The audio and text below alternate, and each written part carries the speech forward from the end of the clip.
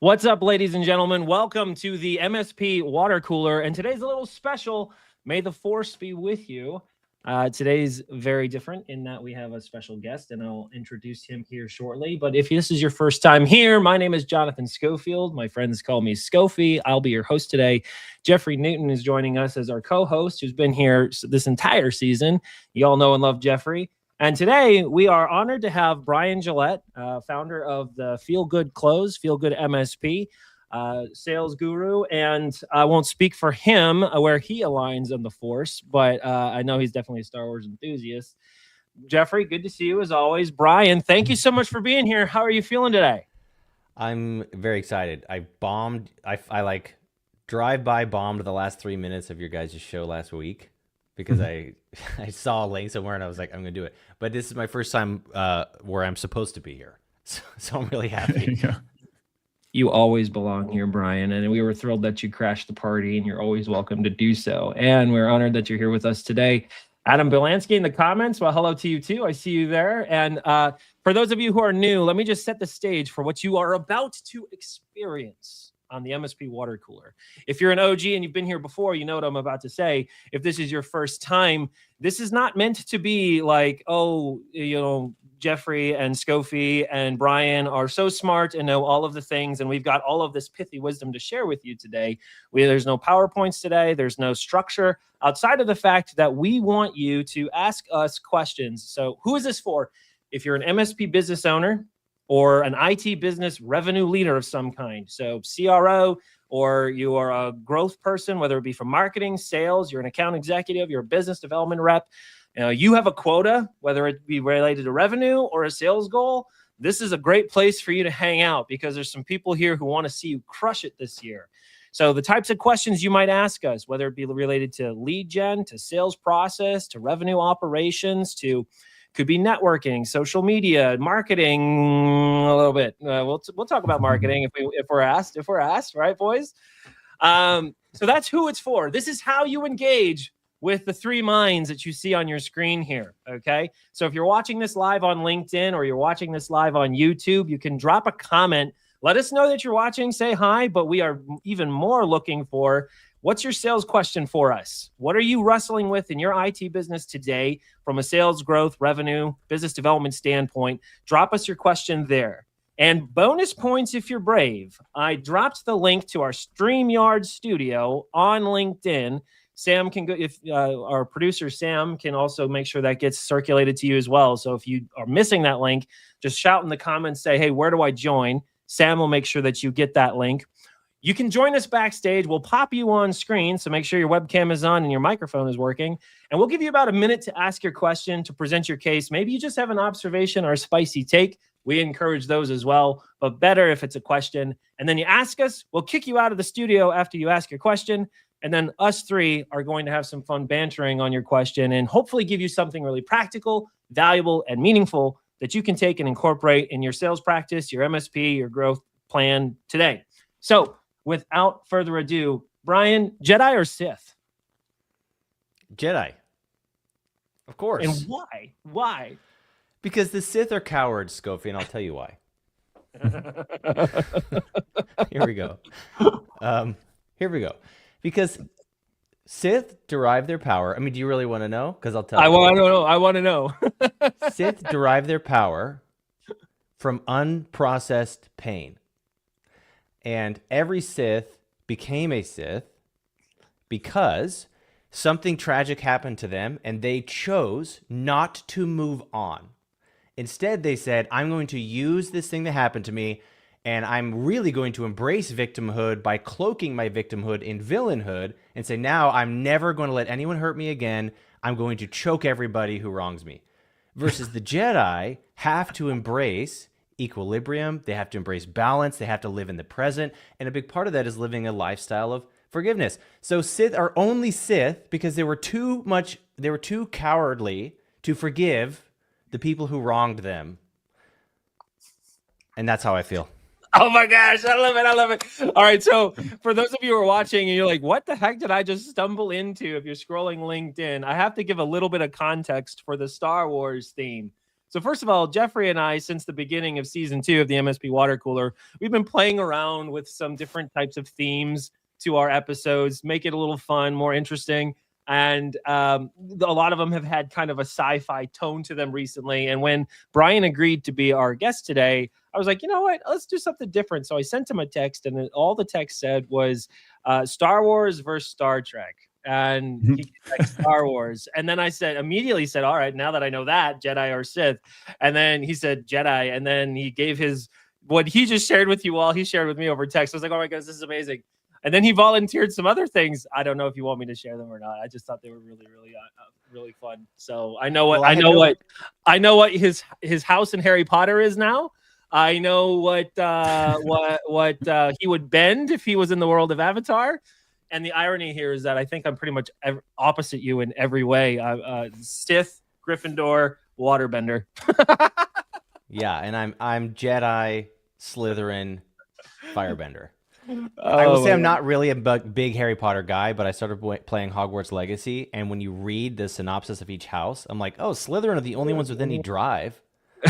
I mean, Hufflepuff are like classic freaking betas. They just need somebody else to be exciting. And Gryffindor is really just like anyway. So there you go. Sam's having fun with AI backstage. Wow, that was fast. That was really fast. That's amazing. Jeffrey, now you have to share with the class. Now, and it's a complete, I never asked you this, Jeffrey. You might be like, I don't even get in on Star Wars. I wish I had been asked, because Star Trek, you might have said. But if you had to choose, what would you be? I know for sure that I'm not a Star Trek person. I am a Star Wars person, but most of my Star Wars lineage stopped after what it would have been the original 3 episodes. So like before they remade them. And then I went to the theaters when they remade them. And that was about as far as I went down the rabbit hole, just because I thought those were really cool. So watched them a ton when I was growing up, but then life got in the way. So I didn't really go that deep. So even the question is interesting because, one, I hate conformity and binary choices. And so like I feel compelled to defy everything and say neither. But if I had to choose, it would probably be, I don't know, is there an evolution where, just as Brian had described, like where the pain and the life lessons and the trauma come from, but eventually you don't hold on to it. You learn and grow from it every time and then succeed through, I don't even know. It's not even discipline. It's probably, I don't know, just not stopping. You're right. Oh, man, I appreciate that. So Brian Gillette, before we hopped on here, was having a little bit of technical difficulties, and I see that we may have lost his audio and his video. So I'm sure he will rejoin here shortly. Yay for technical fun. But we're going to jump into our questions here very shortly. I want to thank those of you who engaged with me on LinkedIn. I sent most of you who registered on LinkedIn some questions, and you answered them. So we've got some pre-loaded questions, and we can jump into those here shortly. And if you are watching right now, again, I'll remind you, join the studio if you're brave. Sam will get you the studio link to join us on StreamYard. But you can also alternatively drop your comment on LinkedIn or YouTube, and we will start rolling there as well. My man is back. Yeah, the gods are a little cruel right now, but can you hear us okay? I can hear you now. I'm sorry I didn't get to hear if Jeff is Sith or Jedi. Which are you? I rejected the binary choice, and I said I'm something in between because I'm motivated by the anguish and the pain and the trauma like you described of the Siths, but I also am not caught up in it. So I feel like the evolution is... Oh, he's going to miss it again. This is so unfortunate. Yeah. So you're more of a Han Solo, Jeffrey. You're more of a Han There you go. Solo. Yeah, I was more of like what was it, Spaceballs guy. How about that? So like there we go. Yeah. Brian, if you need to do a hard reboot on the computer, that's totally fine. I'm not sure if you're watching on LinkedIn or not, but you follow your heart and do what you need to. All right, while we're waiting for a brave soul to join the studio, and hop on screen with us, we can pull up our first question from LinkedIn. Now, some of these that you guys sent me over chat before we went live, I had some time to put them on a screen here. So Sam, go ahead and bring up Jamie Leon's question here. And we will jump in. And Brian, we'll catch you up when you hop in. We got to keep rolling. That's right, Jared. The Schwartz. All right, actually, so we'll jump into this one first. We actually have that one. Why don't you pull up the question, Sam, that on my screen?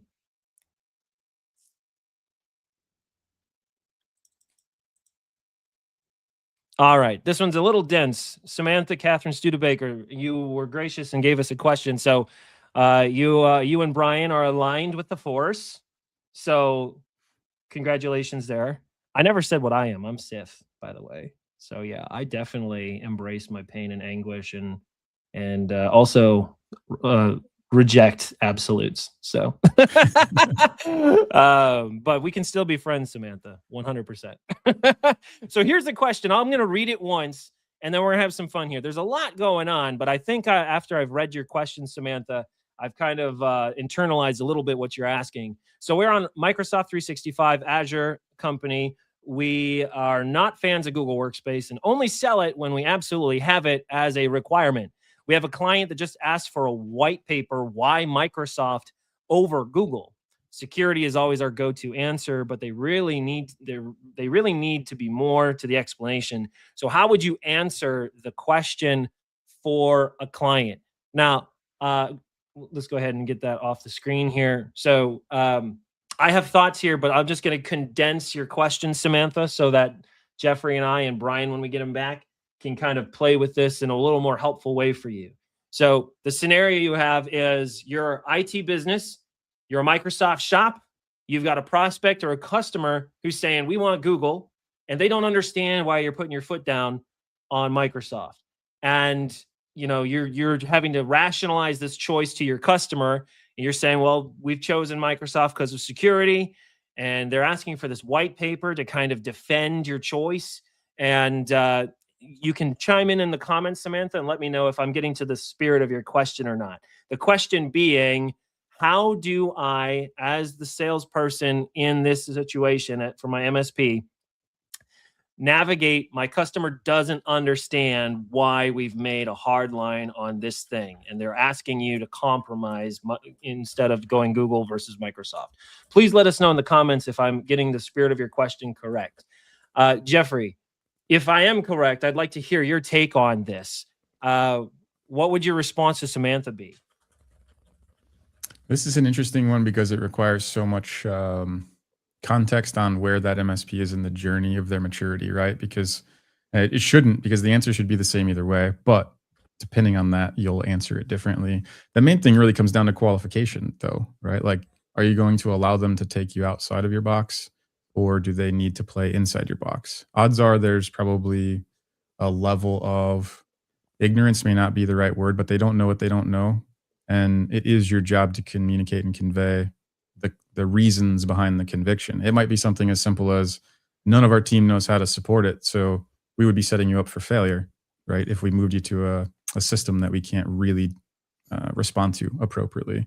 But there's probably some more technical reasons why that choice has been made as well, and it probably deals with management, infrastructure, security, compliance, all of those things.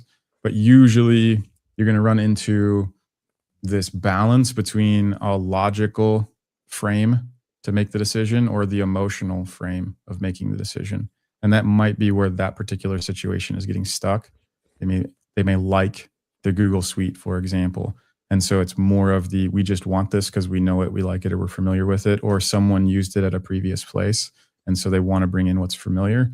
So you really have to kind of assess, is this a logical frame? Is this a business-driven outcome frame? Or is it an emotional frame? And then it really comes down to, do you allow the client to dictate the path to support or the path to the outcome, or do you maintain it? And it's really just a qualification question of no. Like, no is not a bad word, right? Yeah. Brian, I'm not sure if you caught the question. It's good to have you back. I'll give you the spirit of the question. So Samantha Studebaker asked us, basically, they've got a customer, their web developer is really pushing for G Suite instead of Microsoft, Azure, et cetera. And, if I'm reading between the lines correctly, Samantha, it sounds like there's a little bit of a pissing contest going on. It's like, well, why? Show me, prove to me why Microsoft is better. And so they're obviously in this sales situation, Brian, where, this is the scenario Samantha finds herself in. Right. What would your reaction be for Samantha? What would you recommend the course she take? So Samantha, this is a current client that she has, and the web dev is trying to make them change providers, or is she trying to win a deal but trying to get them to switch to M365 in order to be a client? So it looks like with this comment here, this is Samantha here in the comments. They're already inside the box. Their web developer is really pushing this issue. He wants ammunition to push back. So the customer wants ammunition to push back against his web developer. So Samantha, actually, that's really great to understand. It sounds like your customer is okay with this switch, but the web developer is trying to shut it down. And so your customer is asking you to arm them with how they go to their web developer and make the case for this. If with that additional context, Brian, what would your thoughts be? Yeah, I think, again, if I'm understanding right, and it'd be great to have Samantha jump in. If we're missing this, Samantha, just tell us and just come on the show real quick and set the record straight. But if this is, we've got a client and we've got this other vendor saying, well, you should be on Google Workspace. The client's on M365. We want them to stay on M365 because I think from the original question, she said that they don't support Google Workspace. So, here she comes.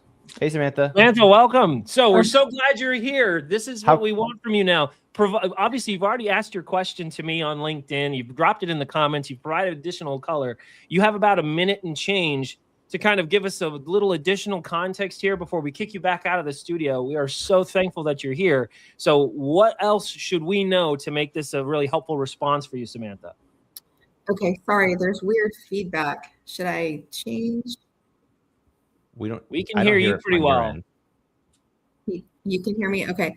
So, basically, this is a current client. They actually have 4 tenants. Okay. You're hearing yourself echoing right now? Yeah. Yes, I think I don't know why I'm echoing. Hold on. If you mute us on LinkedIn or mute us in one of the 2 spots. Okay, I think I fixed it.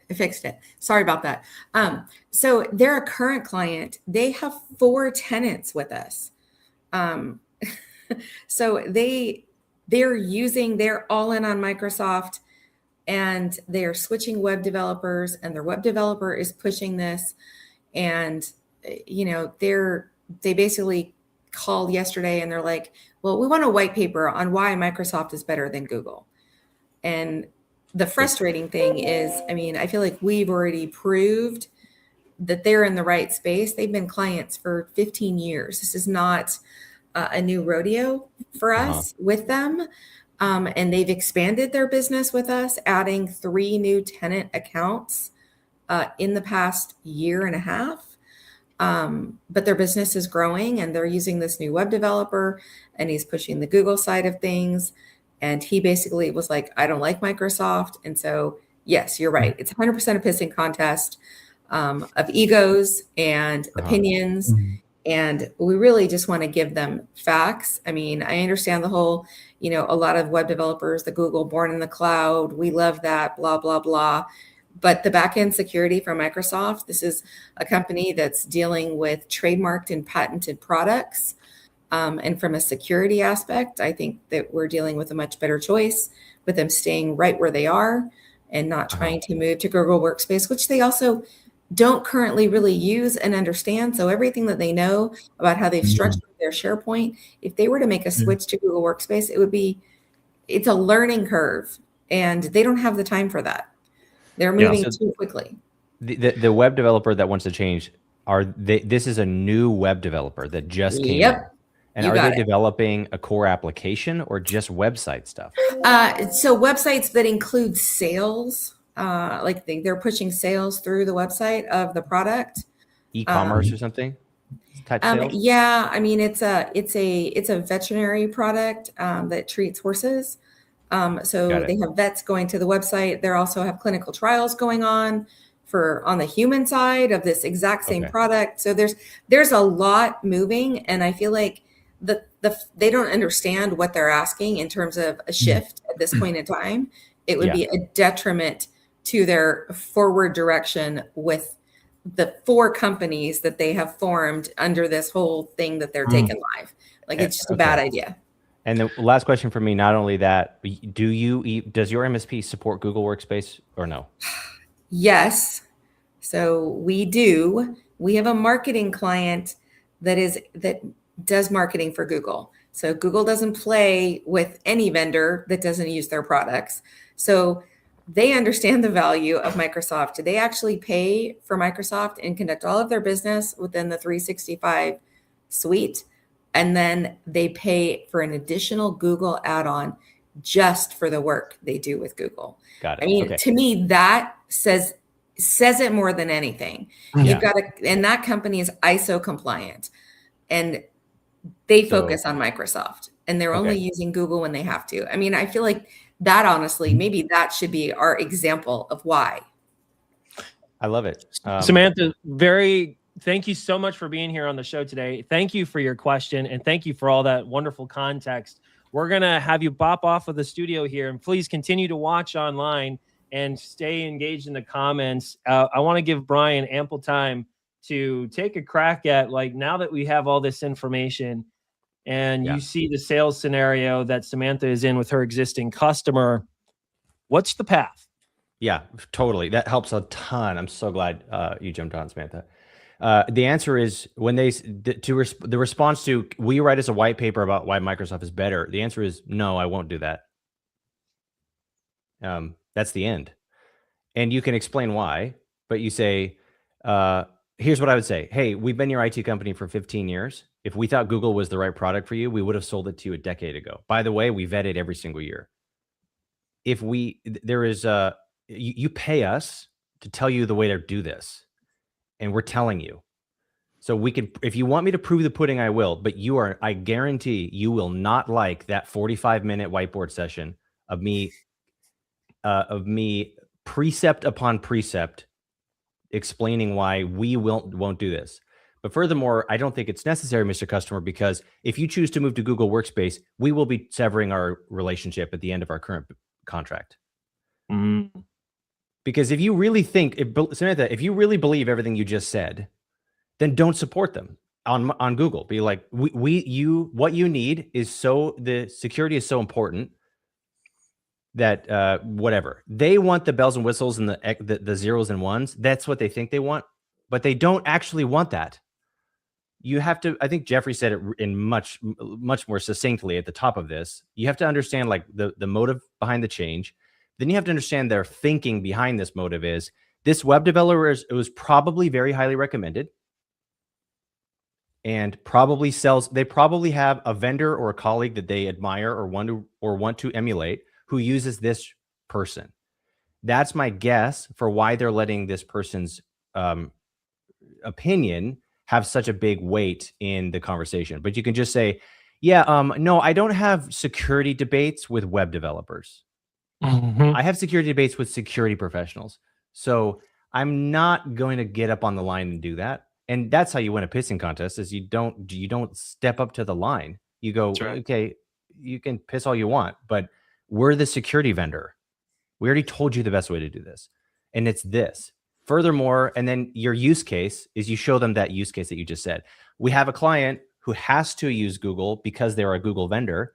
And by the way, they know they do marketing. They work with Google. They use Microsoft, and then they pay Google to keep Google happy. So that's not just what we believe. That's the state of the union. And then if they need more nuts and bolts, then I don't think you go the specifics of how security controls work.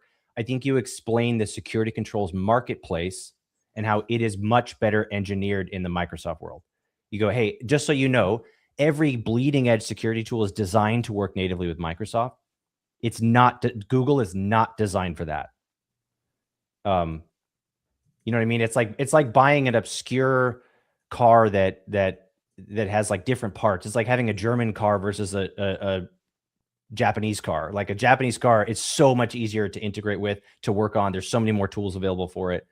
It's just much better in all of the ways. And so our marketplace and our ecosystem is designed to secure you inside of Microsoft. It's not designed to secure inside of Google. Google is amazing at what it's for. And then the last thing I would do is I would paint a really strong case for why they would use Google, because it's not like Google is not a good platform. It's just, it's not designed for this. And you say, Google is designed for X. It's made for this, this, this, and this. That's how you would use Google. In your particular instance, we're going to formally suggest, we're going to make our formal official recommendation is that we stay within Microsoft. And furthermore, Ms. Customer, your developer just doesn't know how to work in Microsoft, so he's making an argument. Just use a different one. Guess what? We don't have a shortage of freaking web developers. There's a lot of them. And a good web developer knows how to work within the stack they know how to work within. Good for them. But they just don't align with your stack. They don't align with your whole ethos. Okay, then they're not the right web developer for you. I absolutely love this response, Brian. Samantha, hopefully this was really valuable to you. Jeffrey, I want you to chime in on Samantha's scenario here. Before you chime in, just a reminder to those of you watching, Samantha asked us a really, really great question, and there's several other questions we have in the queue. We really, really, really would love to have you join us on screen. Samantha, I applaud your bravery for hanging out with us on screen, turning your webcam on. We love you. We love that. Thank you. And if you want to ask a question of the three of us, drop into the StreamYard studio link in chat, and we'll pull you on screen. We'll give you about a minute to ask your question, and we'll keep rolling. Before we roll to our next question that we have in the queue, Jeffrey, Samantha's scenario, bounce off of Brian a little bit and share your thoughts here. Yeah, so she stirred the pot on my trauma from living as the MSP for 18 years, because I was always the guy that gets thrown into those conversations. And the first thing I was thinking is the actual problem here is that we're confusing the situation for the problem. And so we're reacting to a request, which is what we're programmed to do from a very little age in the West. But it's not even about the request for white paper, because the problem actually is the customer's trying to solve this dynamic between this net new web developer and your established relationship. And so not even really about the white paper. The first thing I do is, why don't we set up a three-way conversation with this web developer, and we can have a discussion about what it is we're actually trying to solve for. Because the reality of the situation is the MSP is actually responsible for all of the technology that enables and empowers the business. The web developer is responsible for delivering probably on one specific channel or one specific piece of the technology for the business. To Brian's point, there are a lot of web developers and a lot of solutions you can use, but it's really just a communication and expectations thing. It's not even really about Google Workspace or Microsoft. I mean, that's been the endless age question, just like Mac or PC, for as long as I was in the space. And it's usually communication and expectations. And like, don't get, not tricked, but like, don't get pulled into the wrong conversation about, well, here's your white paper and here's the security, or to Brian's point, like, let's sit down and I'll whiteboard the whole thing out for you. It's more about, well, let's just take one step back, not react, but instead take action. And one simple conversation will probably end up resulting in making the web developer look like an idiot, exposing the fact that they only cared about this one thing, which was probably like an SMTP integration. And after that, like, you're stuck dealing with the rest of it. And so it's usually those situations that'll solve it. I think that's great. An analogy came to mind while you were talking, Jeffrey. Like, you know, the question isn't Microsoft versus Google. And the analogy that came to mind, it's like you're arguing Ford versus Chevy, but when you're looking at the two, is it an SUV? Is it a sports car? Is it a minivan? Like, what's the utility? What's the outcome that's desired? Why is this relationship with this web developer so critical? Like, so, I mean, how far down the road are you with these guys that you find yourself having to rationalize business decisions that were made 15 years ago to this new kid on the block who's saying you need to make all of these changes? And when you argue Chevy or Ford or Coca-Cola versus Pepsi or whatever juggernaut versus the other juggernaut, you're always going to have somebody who can make a meaningful case for either. And you call that out yourself, Brian. Like Google's a multi-billion-dollar enterprise for a reason. So a lot of MSPs can look down their nose at it, but it's not a surprise when end customers think maybe I should go Ford versus Chevy, and they look to you. You're like, well, why not? So I think your intuitions are really spot on there, gentlemen. When you're like, there's something more to the problem here, and I'm going to call back to Brian as well. If it does come down to one or the other, having that hardline stance, the way I've always articulated it, is my sandbox, my rules. You are certainly welcome to make this switch to Google, but it won't be at my behest. It won't be, I won't be the one who implements this change for you. And there are very legitimate business reasons we've made the choices we've made. You either trust that and you either trust us or you don't. And that's okay if you don't. If for somehow I've lost your trust over these 15 years of business relationship, I'm sad to hear that. I would love to regain that trust, but we're not going to compromise. So this is really, really good. I would love for us to jump into our next question, because it's crazy that we're already 31 minutes into this live stream. Do we have anyone in chat or anyone backstage? I don't think we do right now. So we'll roll with our next one from Jamie Leon Jr. here. Jedi all the way. So far, Brian, 2 for 2. The Jedi are joining you in this cause today. Do you believe sales is hard? And do you believe MSP sales is even harder? Or do people not have the right mindset or system for sales? Brian, is Jamie one of your guys? I feel like this question was made for you. I know. Well, I know his name because he certainly follows a lot of my stuff. I've seen him on LinkedIn, but he's not a current client or anything. Okay, all right. As I'm reading this out loud, I'm like, is this a plant? No, not a plant. Take it away, All right. Brian. I think I know what you're going to say, though. Well, I don't know. I will just say I don't want to wax poetic here about philosophical stuff that doesn't resonate, but in a way, the question, I struggle with the question because I don't really know what you mean by hard. The answer is sales hard? Yeah, of course sales is hard. That's why almost every salesperson doesn't succeed. Like, that's the reason you can make a lot of money is because it's hard. Yeah. So in that regard, I think the most surface level answer to your question, yeah, sales is hard. Is MSP sales the hardest sale in the world? Not even a little bit. Right. Because people need what you sell. They just don't understand it. The hardest sale in the world is something that nobody needs. That's the hardest sale. So is it a hard sale? For sure. I think it's on the harder, tougher side. I mean, in my book, I say I think it's one of the hardest professional services sales. Having said that, I think that my motto is the hard work is literally the easiest part. You just have to change your relationship mentally to I guess about the mindset thing. Like, what do you think hard means? And why are you letting hard be a reason to not do something? Every single thing in the world is hard. Life is hard. Family is hard. Forgiveness is hard. Business is hard. Paying off debt is hard. Going to college is hard. Not going to college is hard.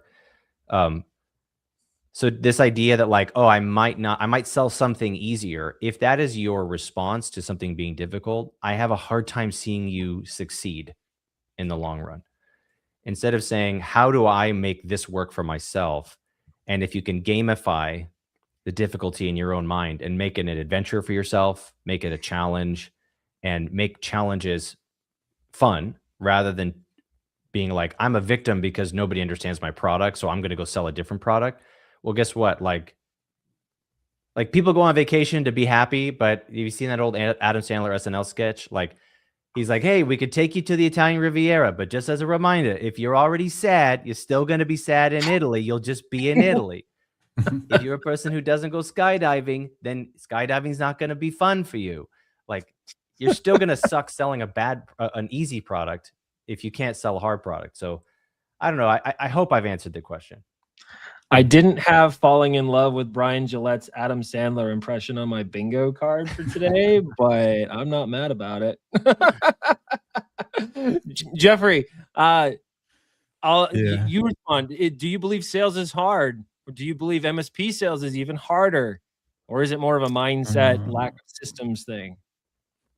Yes, and so much of what Brian said, but my response is yes, and I would go from reverse to beginning, right? Like the element that to pay attention to is the mindset. I have oftentimes said, just like I coach my teams, because I had to figure it out the hard way.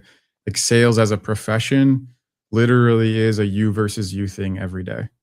And through that, like you've got to be willing and open to grow. I would I would even like translate maybe hard as like everything's hard when you do it at first, right? You don't know shit about anything. So like you just start and naturally you're going to have a lot of friction and that'll manifest in different ways. But like anything, maybe to Brian's point, everything is hard. It's just a matter of choosing it. So if you can shift your relationship with it, that's really the mindset component. And so another thing that sounds like it's very similar to what Brian was saying is like, I would always work through reverse engineering how to win. And that was like peeling it all the way back to the smallest micro nuances, period, of like building my day to win so that winning was just ingrained.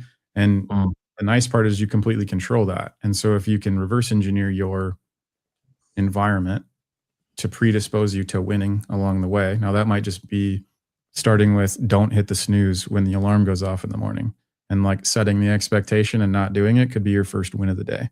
And then getting out of bed before you count down from 5, 4, 3, 2, 1, that could be the second win.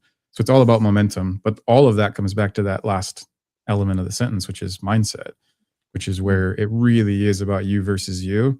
And the successful ones, successful salespeople are generally the people that just stayed in the game long enough to build up that muscle memory.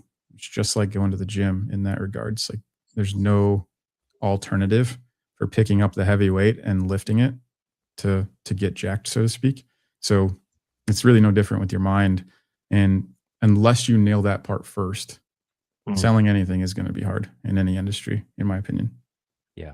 Show of hand, gentlemen, how many of us on this call have been on a call with an IT business owner in recent past where the words that came out of their face was, I'm an engineer, I suck at sales. Yeah, right. Yeah. I didn't get into yeah. this. Yeah. I mean, and like for me, this is a recurring conversation I have with folks in our industry, Jamie. You know, if you go to a triathlete and you say, hey, is running a mile hard? He's going to look at you like, no, running a mile is not hard. But if you go to somebody who is unhealthy, we'll put it that way, kindly, unhealthy, and they do not run, and you say, is running a mile hard? There seems to be a daunting task to them. And Jeffrey, your point about like, you got to work the muscle, you know, the ease of it. And to Brian's point, you know, anything worthwhile takes effort and it is hard. So the answer is sales is hard until it becomes something that you do all the time. And it's a thing that you live and breathe. And no one wakes up a triathlete. Nobody wakes up an Olympian. Nobody wakes up like, oh, running that mile is something I don't even have to think about. Yeah. I've got a buddy that runs 10 miles a day.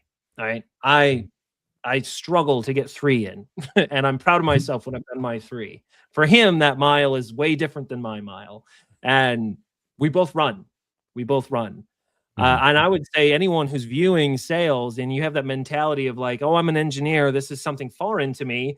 The best possible thing you can do is to start and just be okay with the fact that your first mile is going to be slow. It will be uncomfortable. You will suck wind. And your first 100 miles over the first 6 months are all going to suck. They're going to hurt. It doesn't mean you stop. It doesn't mean you quit, you know? So that would be my contribution to this perspective. Is sales hard? Yeah, it's all hard until you condition yourself to do it. Brian's chomping to say something else, I can tell. I just want to double on that. I'm glad you brought up the athlete thing because I think it's a really good comparison. Sales is a performance-based job. I just coaching a guy, new SDR who's in our community, and we were just having this conversation. I asked him, why you want to be in sales? He's like, I want to make more money. I'm like, great. Okay. Well, just as a reminder, just so you know, almost everyone who starts in sales fails. So what are you going to do to make sure that you don't? And he just looked at me like he had never been asked a question before. And yeah, Jamie's just substantiating, saying, yeah, he hears a lot of people, hears this from people, but you're a performance-based employee. It's exactly like being an athlete. You know what? I have a good friend who is a chapel for the NFL Chargers, the LA Chargers, and their number one thing that every single one of those players talks about all the time is getting cut. They're like, I will lose if you drop 2 punt returns in a row. You're no longer a starting punt returner, and you'll get your ass fired if you suck at your job. But think about this: like athletics is not just physical. Athletics is 90% mental. You guys know what the yips? Have you heard of the yips? It's the term that when an athlete gets in their head and they can't perform, and they think they've done 10,000 times, they can't do it anymore. It's called the yips. All of a sudden, a guy can't make a free throw. He can't hit a base. He can't hit a curveball. And then they work with mindset coaches. They have sports psychologists who work them through their mental barriers. So what we're describing is like the yips, because if you say sales is hard, yeah, everybody's already kind of covered all this, but you just have to think of yourself, a salesperson is a performance-based employee.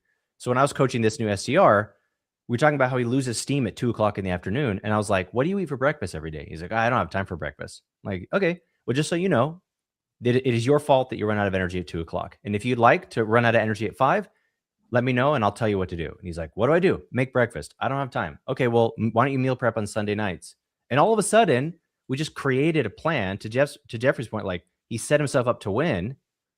I got a standing desk. I started eating salad, not because I need to lose weight, but when I went out and got, double fried bean burritos at lunch, I wasn't sharp by 3:30, and my day doesn't end at 3:30. My day ends when I'm done, and I'm on West Coast, which means y'all are already at 11 a.m. when I start my day. I can't be phoning it in on a short day. So I started like eating different lunch, waking up at different times, getting a standing desk, basic stuff like that, changing the shoes I wore to work so my feet didn't hurt, so I could concentrate better. And that's, if you think of it like I'm a performance-based employee and how much I put into this will determine how much money I make, then you no longer are saying, hey, is it hard to be a football player? Is it hard to be a salesperson? Is it hard to be a husband? It's just kind of a flawed question. The question is, do I want that result? And am I willing to do the things that I need to do in order to get it? Then it doesn't really matter if it's hard. That's right. That's right. As we transition, hard to believe that technically we're supposed to be done in 2 minutes, but if y'all are okay with it, we'll roll a little bit longer because I want to get a third question in. I know we had some technical difficulties on the front end, and if people need to drop, they need to drop, so be it. But we have a third one on deck. So Jack Orr, love you, Jack. Glad you're here. I just have a sneaking suspicion that the Sith just don't respond to LinkedIn DMs, probably. So we're going to throw that theory out there. But yeah, another Jedi joins your cause, Brian. Outbound cold prospecting. How do you balance persistence until you get a yes or no, and not wasting your time on leads that more than likely aren't going anywhere? Sure. Love it. Brian, take a first crack. And we're going to limit ourselves to like, 90 seconds tops. Oh, good God. Okay. Then I won't make my joke about Sith. Okay. How do you balance persistence? Well, it's really the selling is sorting. So when you're doing outreach, the whole point of calling somebody more than one time is to get to them and give them a chance to understand why you're calling them. And when you've got that opportunity and you get to the right person, then you give them a chance. And if they go, thank you so much, I understand what you do, we have an MSP, we're very happy. I don't think it's persistence to go, well, I'm going to call you tomorrow. I think that would be that's bad sales. That's just you not listening. Hey, Mamoon, good to see you.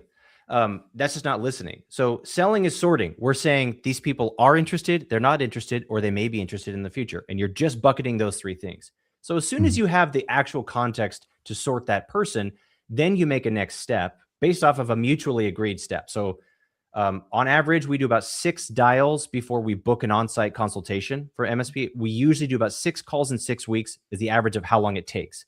You're not having 6 conversations with the decision maker. It usually takes 6 dials to have that conversation. But then once you have it, again, if they go, don't call me anymore, then don't call them anymore. Or say, totally hear you. Last question, if you don't mind, click, clack, click. Look, I'm putting you in the don't call anymore. I've got a couple of free resources. The question is, do you think it's worth me revisiting this next year? Or if I can send you this free thing that I made, you never have to call me again. But do you want it in your inbox in case anything ever changes? You can always go that route. But I think that's how I would do it. You only persist if you need to persist, but you need to gauge based off of what the prospect is telling you, and they're going to tell you if you should keep calling them. Great response. Absolutely agree. Very much love it. I'm going to hold my own response till the end. Jeffrey, what would you tell Jack Orr about the persistence and balance and reaching the prospect to get the yes or no? I'll just second what Brian said and then just add a different angle and a different flavor to it. Is that in my experience, when you're really dealing with the outbound and cold calling specifically, there's like 3 primary levers that you can pull on for performance. So to Brian's point about persistence, which I would agree with, there's usually factors that go into the act of the calling. And those 3 levers were the quality of the list, right? So am I calling the right people, and how good is the data for it? That's the number one place. And usually the caller doesn't even have control over that, but I'd be looking in there. Then the quality of the script, like what conversation are you set up to have with the people that you know that you're calling? And then it's the third one is the quality of the individual. How malleable are you? How coachable are you? How well do you learn based off of a dialogue you're having with the person that you connected with? Because it's not robotic in that way. To maybe Brian's additional point there, it's like selling is so much more about the buyer and the buying process than any sales training generally teaches you, because they teach you the sales process and the sales frameworks and everything. But you really have to understand that it is also a full contact sport. And when you adjust and modify through the sorting lens that Brian offered, then that's where everything gets not so much easier, but you fight gravity a lot less in that way. I usually use jujitsu as the example there, where it's like, once you understand where they are already trying to go, then you just use their inertia to get them to go where they're already intending to go. It's much different than like tug of war. I'm going to provide, first of all, I absolutely love the jujitsu analogy, and I totally agree with both of you gentlemen. How I would respond to you, Jack, would be different based on one of 2 possible scenarios you might be asking about. What you might be asking about is, I'm reaching out to a cold account and I'm trying to get connected to them. How persistent do I be in gaining the initial connection? Or maybe during the cold prospecting, this is after you've had some meaningful connection and you're working to gain some kind of buy-in on that initial qualifying conversation, like a discovery call or a demo or whatever your sales organization refers to that first time appointment, right? I would answer that question differently based on if you're talking about, I'm working my ass off to get the connection, or I've got the connection, but I'm not getting the buy-in for the qualifying meeting, right? On the front end, this is easy. You must have a system, and you must be clearly defined. The way you work one prospect should be the way you work every prospect, up to and including the number of touches you have across the multiple channels that you use to engage and earn that first connection. And it must be something that is repeatable and scalable, trackable, manageable. So you don't have to think about it, because it's a grind. I know this about you, Jack. I know you've been doing this grind for a long time in your career, and there's a high level of effort that goes on the top of funnel. If it's something that has to require tremendous thought for each prospect account that comes across your CRM, you will want to beat your head in with a brick. Do yourself a favor, have it super systematized. This is how many calls I'm going to make before I remap the account. This is how many LinkedIn touches. This is how many emails I'm willing to let myself send before I remap the account. And for those of you who don't know what I'm talking about, remap the account means at some point you have to acknowledge that maybe you're barking up the wrong tree to the wrong cat in the tree. You figure out the different tree, figure out the different cat, go after that person in that account. So if I'm calling John Doe 75 times and I don't get John Doe, well, maybe it was always Jane, right? That's remapping the account. Now, if you're asking a different question, man, I've got this guy on the phone. We've talked like 5 times in the last quarter. Is it the shit or get off the pot question? Is that what you're asking?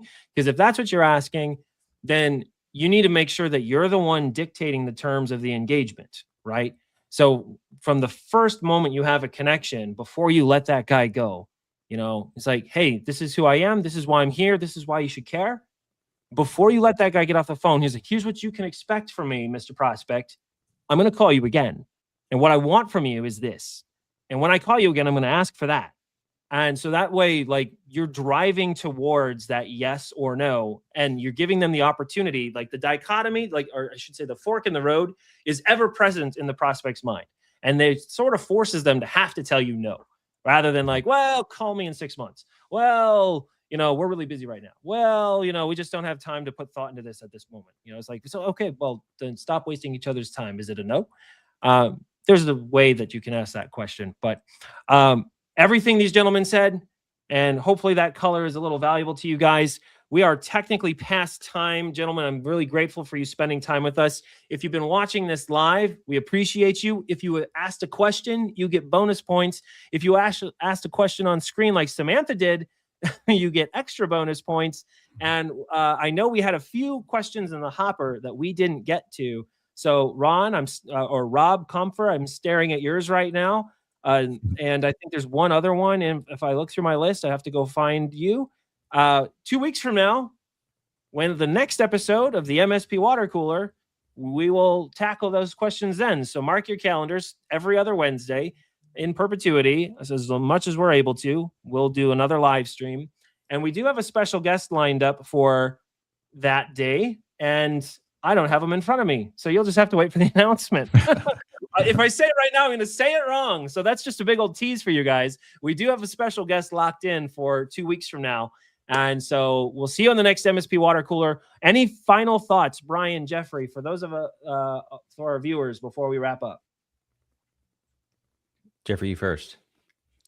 I think probably the most substantial and universal thing that was said today, I think it was Brian that had said it, is like, really truly learn and understand how to change your relationship with, and then insert definition.